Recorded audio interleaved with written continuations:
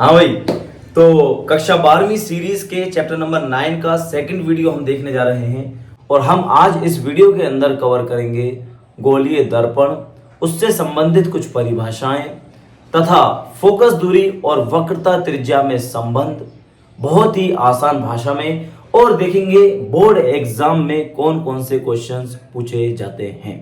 तो चलिए शुरू करते हैं। आइए बड़े ध्यान से देखिएगा।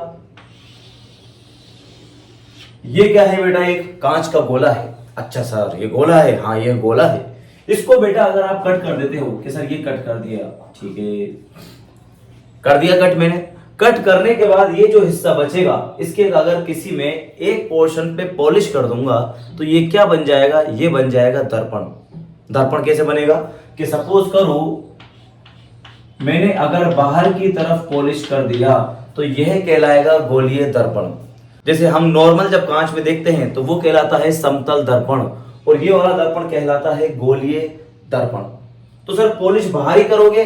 नहीं, अंदर भी कर लो। अगर आप चाहो तो पॉलिश कहां भी कर सकते हो? बताओ। पॉलिश अंदर भी कर सकते हो। ये लो। लेकिन जब आप पॉलिश बाहर की तरफ करते हो यानी उभरे हुए भाग पर, तब इस दर्पण का नाम होगा बेटा अवतल दर्पण। अवतल दर्पण। और जब पॉलिश आप इसके धसे हुए भाग पर, दैट मींस अंदर वाले भाग पर करते हो, तो इसको बोलेंगे हम उत्तल दर्पण। ठीक है सर, मजा आ गया। दो तीन परिभाषाओं के बारे में बात करेंगे। परिभाषा नंबर 1, वक्रता त्रिज्या और वक्रता केंद्र। तो ध्यान से सुनिएगा। ये दर्पण बताओ किसी कांच के गोले से बनाया गया है? बिल्कुल बनाया गया है। तो दर्पण जिस कांच के गोले से बनाया गया है, उस कांच के गोले का जो केंद्र है, उस गोले का जो केंद्र है, उसी केंद्र को हम कहते हैं वक्रता केंद्र। ओ पॉइंट, ओ क्या कहलाएगा बोलो? आपका वक्रता केंद्र। ठीक है।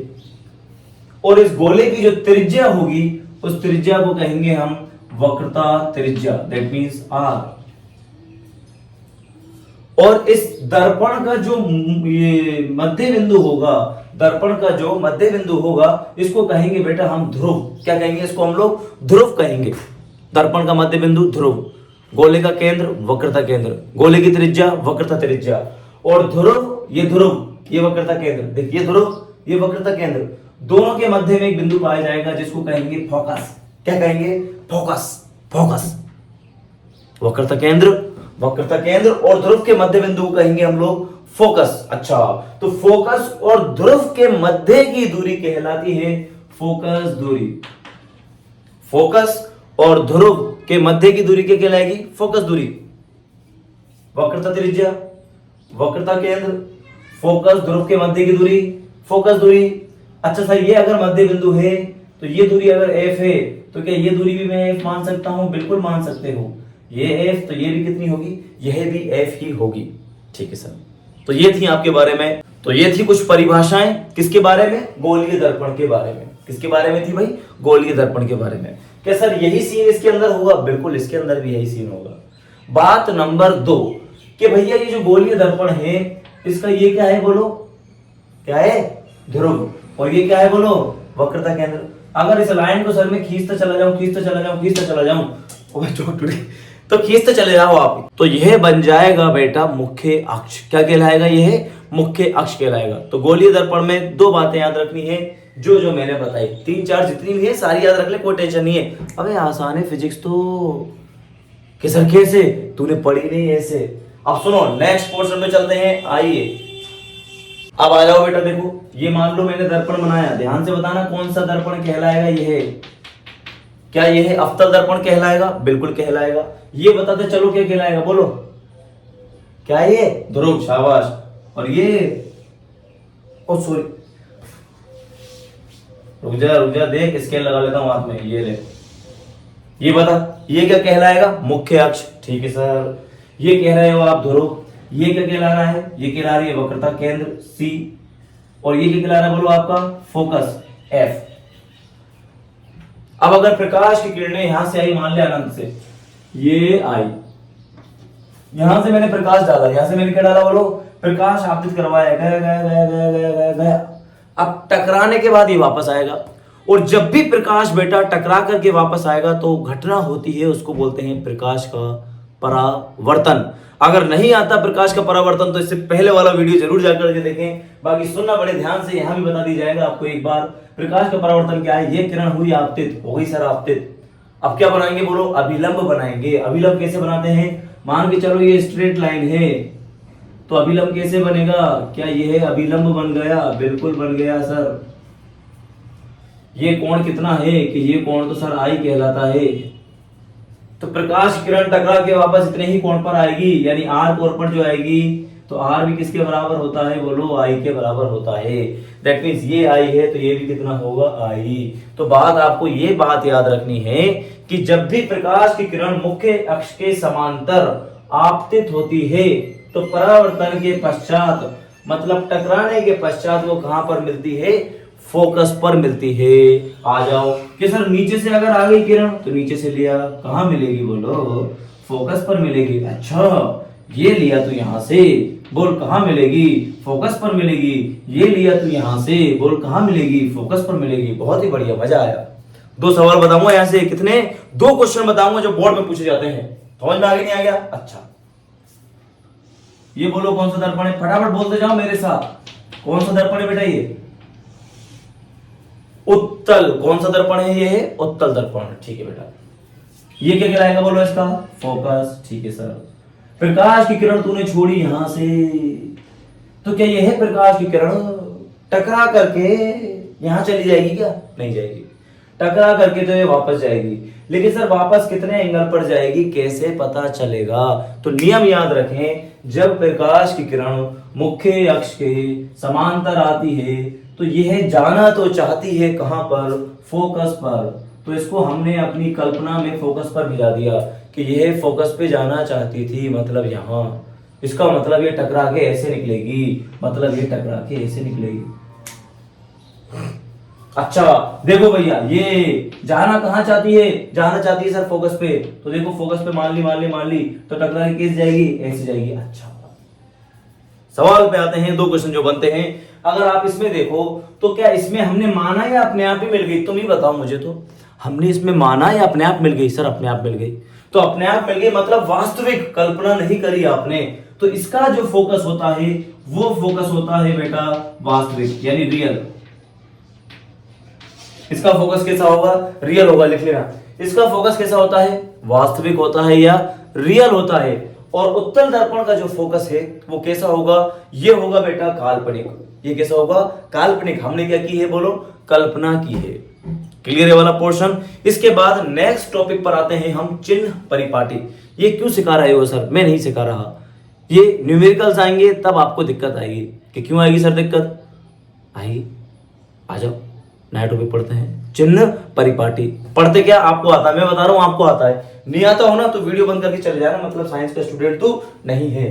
नहीं आता हो तो, लेकिन मुझे भरोसा है आपको आता है।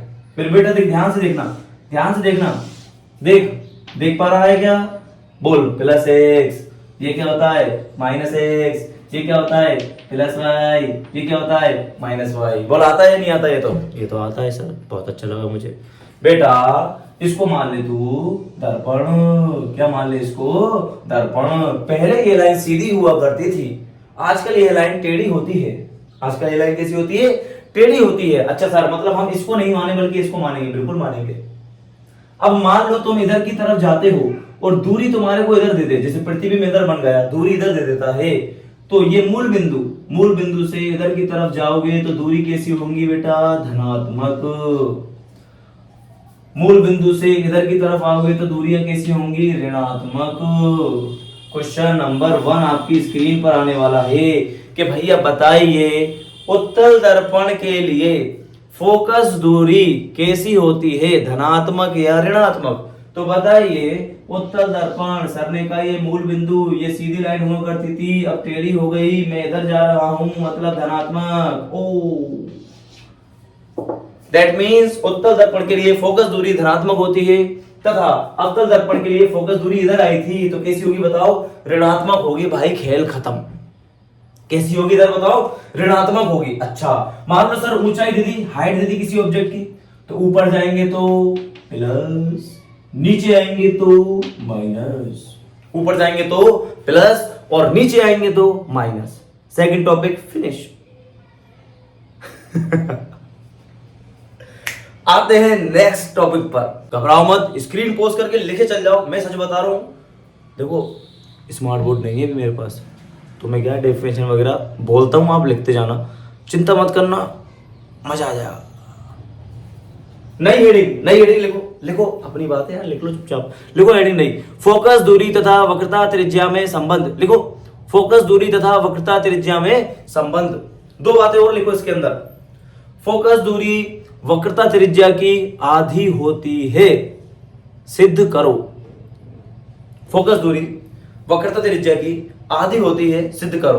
देख बेटा, फोकस दूरी क्या है कि सर एफ, वक्रता त्रिज्या क्या है आर। तो फोकस दूरी अगर आधी है तो क्या ये वाला रिलेशन हो जाएगा? क्या बिल्कुल हो जाएगा। एफ बराबर आर बाई टू, एफ बराबर कितना आया? R by two. ये मुझे सिद्ध करना है, और इसको ऐसे सिद्ध नहीं कर दिया तो तुम मुझे बता देना फटाफट से, 1 मिनट के अंदर देखते देखते देखो सिद्ध हो जाएगा। ये बताओ, ये क्या ले लिया मैंने?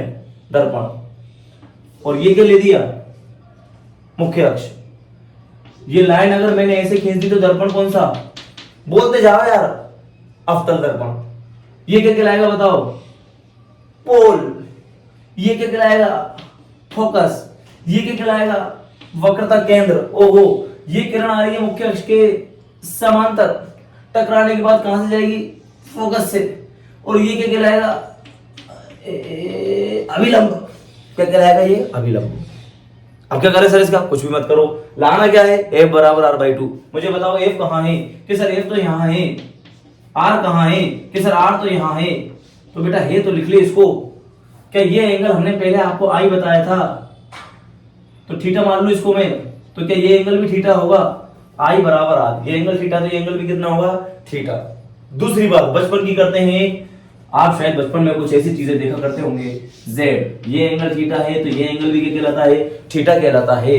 इसका मतलब सर ये कोण अगर थीटा है तो ये कोण भी कितना होगा? थीटा ही होगा। बहुत अच्छा लगा मुझे बहुत अच्छा लगा। यह थीटा है तो ये भी थीटा, ये भी थीटा, मजा ही आ गया भाई।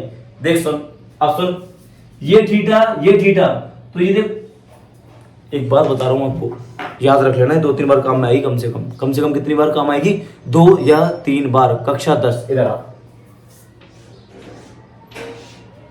ये त्रिभुज हुआ करता था कक्षा 10 में, चुपचाप आ जाओ कोने में, किसी को नहीं पता चलेगा। ये एंगल मान ले तू थीटा 1 है, ठीक है सर। ये एंगल मान ले तो थीटा 2 है, ठीक है सर। ये एंगल मान ले तो थीटा 3 है, तो ये त्रिभुज है सर। त्रिभुज के बाहर बताओ कौन सा कोण बन रहा है? बाहर तो थीटा 3 बन रहा है, इसको बोलते हैं बहिष्कोण। अच्छा, और इसके जस्ट सामने वाले कोण को बोला जाता है अंतराभिमुख कोण। ये दोनों कोण क्या कहलाते हैं? अंतराभिमुख कोण। तो याद रखना, बहिष्कोण का मान अंतराभिमुख कोणों के योग के बराबर होता है। कैसे? ये देखो त्रिभुज बन गया, ये त्रिभुज बन गया, ये वाला कोण क्या कहलाएगा? ये बहिष्कोण कहलाएगा सर, ठीक है। ये कोण थीटा, ये कोण थीटा, तो थीटा प्लस थीटा बराबर 2 थीटा, थीटा प्लस थीटा बराबर 2 थीटा। अंतराभिमुखी कोण बहिष्कोण के बराबर होते हैं, ठीक है सर। लाना क्या बोलो? ये लाना है। ये बातें याद रखते हुए चले, चैप्टर शुरू हुआ है बिल्कुल। 2 बात और याद रखनी है बेटा, अगर थीटा की वैल्यू बहुत छोटी होती है, इफ थीटा इज वेरी छोट, थीटा क्या है? बहुत ज्यादा छोटा है, तो थीटा की वैल्यू अगर छोटी है तो याद रखना साइन थीटा किसके बराबर होता है? थीटा के बराबर। और टेन थीटा भी किसके बराबर होता है? थीटा के बराबर। याद रखना, पूरे चैप्टर में काम आएंगी जो बातें मैंने बताई है बेसिक, पूरे चैप्टर में काम आने वाली है। साइन थीटा किसके बराबर? थीटा के बराबर। टेन थीटा किसके बराबर? थीटा के बराबर। अब आओ इधर। सर आप लाना चाहते हो एफ बराबर आर बाई टू। एफ तो यहां पर आ रहा है, अच्छा यहां से लाइन ड्रॉ कर दो, ये लो, इसको मान लो एम, इसको मान लो एम। तो ये त्रिभुज बन गया, समकोण बन गया बेटा, मुझे अच्छा लगा। इस समकोण त्रिभुज में एफ बताओ, ये तो क्या हो गया? एफ क्या हो गया बोलो? आधार। और ये क्या हो गया? एम एन लंब। तो क्या लगा दूं मैं? Tan theta. क्या लगा दूंगा? Tan theta. तो क्या लिखेंगे? त्रिभुज एफ एन एम में टेन थीटा की जगह कितना आएगा? कि सर 2 थीटा बराबर लंब कितना है बोलो? एम एन अपॉन आधार कितना है बोलो?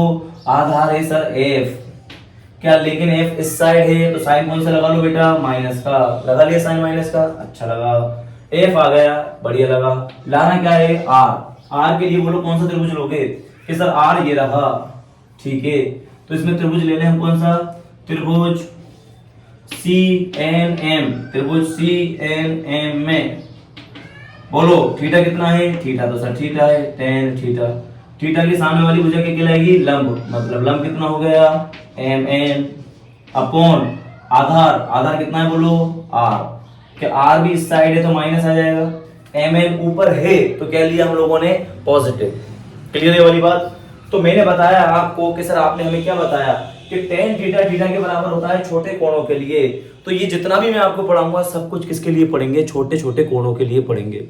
दैट मींस मैं लिख सकता हूं टेन थीटा किसके बराबर है, थीटा के बराबर, यानी थीटा बराबर एम एन, दिख रहा है ना, हाँ शाबाश, M N upon minus K are. ये तो क्या आ गया बेटा, थीटा बराबर, और यहां से क्या लिखेंगे बताओ, टू थीटा बराबर M N upon minus K F.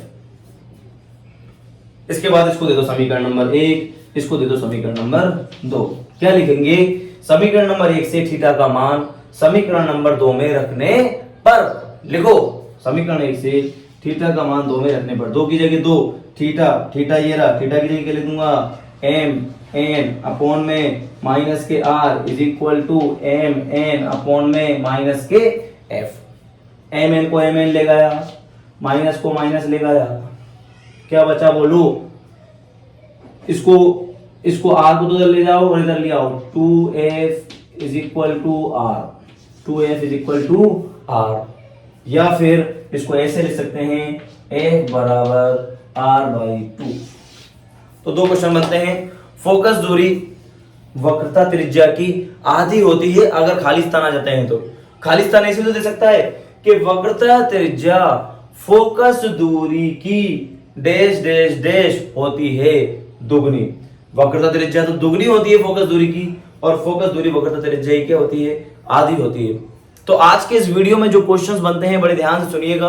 अवतल दर्पण की फोकस दूरी, उत्तल दर्पण की फोकस दूरी, वास्तविक, काल्पनिक, पॉजिटिव, नेगेटिव। क्लियर। दूसरा सवाल, फोकस दूरी वक्रता त्रिज्या की आधी होती है या वक्रता त्रिज्या फोकस दूरी की दुगनी होती है। ये सवाल बनते हैं, चिन्ह परिपाटी याद रखिएगा। मिलेंगे नेक्स्ट वीडियो में, तब तक के लिए बाय।